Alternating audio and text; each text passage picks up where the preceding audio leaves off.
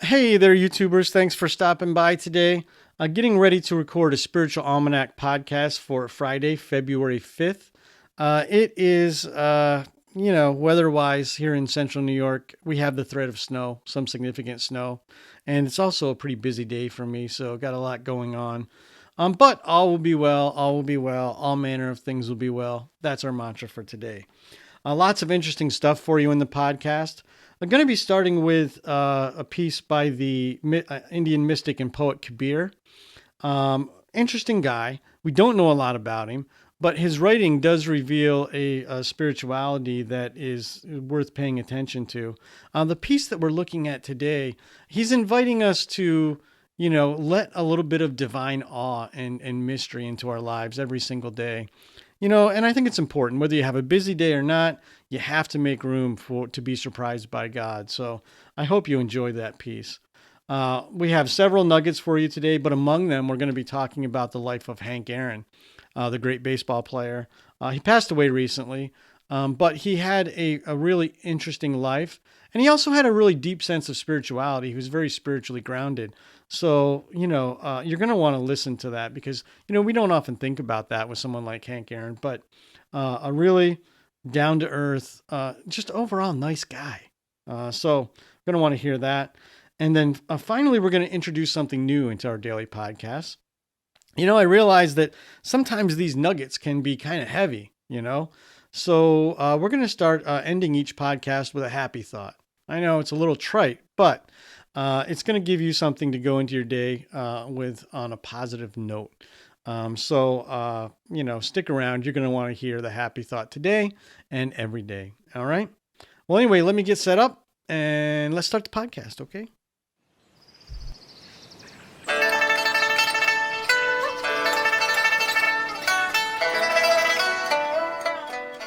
Welcome to a Spiritual Almanac.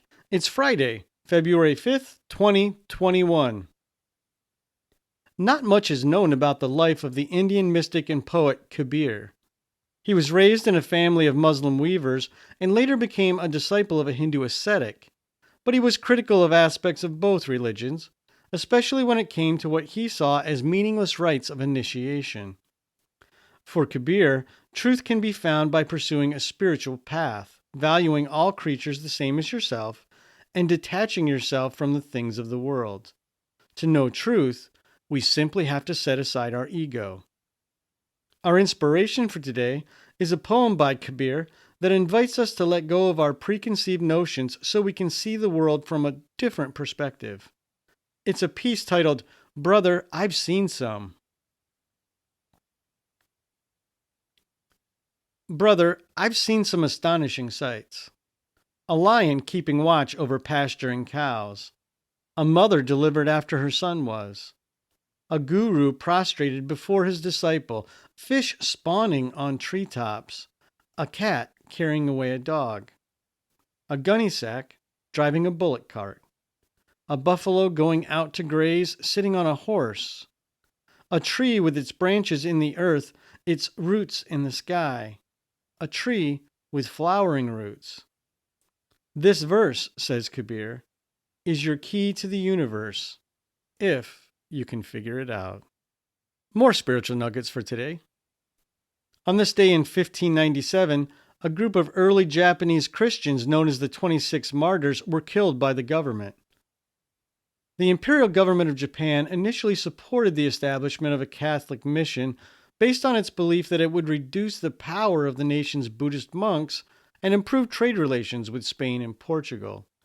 But by the late 1500s, the government saw Christianity as a threat and banned its practice.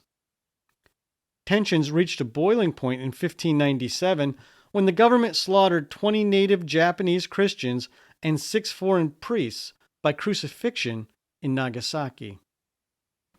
And on this day in 1918, the decree on the separation of church and state went into effect in Russia. On the surface, the order reinforced the secular nature of the state's power and deprived religious organizations of legal rights, including the right to own property. But in reality, it was an extension of Lenin's efforts to gradually eliminate religious belief altogether. Although the government never officially outlawed religion, the decree, and other state-sanctioned practices came to be viewed as milestones that encouraged the persecution of adherents of any and all faith traditions in Russia. Today is also the birthday of baseball slugger Hank Aaron. He was born in 1934 in a section of Mobile, Alabama known as Down the Bay. His family couldn't afford baseball equipment, so he learned to play the game by hitting bottle caps with sticks and other discarded items he found on the street. Aaron is widely regarded as one of the greats of the game. His 755 career home runs broke the record set by Babe Ruth and stood for 33 years. When he was chasing Ruth's record, Aaron received, by his own count, hundreds of thousands of letters filled with threats and racial epithets. Yet despite the racism he experienced, Aaron somehow managed to remain hopeful. He was very clear-eyed about America, but also a very positive person, said Sherilyn Eiffel, president of the NAACP Legal Defense Fund. That's one of the wonderful things about being in his company and talking with him about the most difficult issues involving race and opportunity and inequality.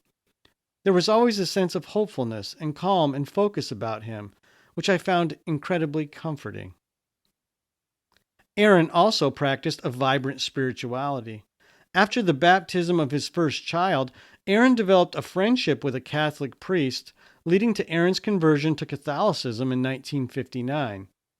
As part of his spiritual practice, he kept a copy of Thomas à Kempis's 15th century book, The Imitation of Christ, in his locker, and was frequently seen reading it when he wasn't on the field. Aaron died of natural causes in Atlanta 2 weeks ago on January 22nd. He was 86 years old. Finally, our happy thought for the day comes to us from the Nobel Prize-winning physicist Albert Einstein. There are only two ways to live your life. One is as though nothing is a miracle. The other is as though everything is a miracle.